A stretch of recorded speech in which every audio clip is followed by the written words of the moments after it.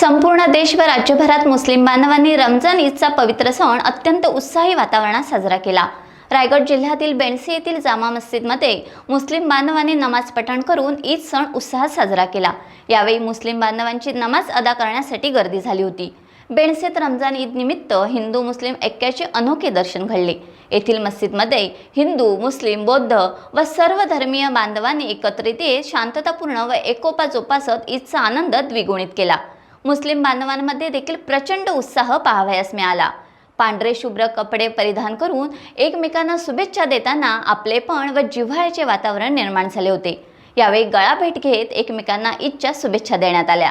उपस्थित मान्यवर व नागरिकांना मुस्लिम बांधवांनी गुलाब पुष्प व गोड पदार्थ देत रमजान ईदच्या शुभेच्छा दिल्या।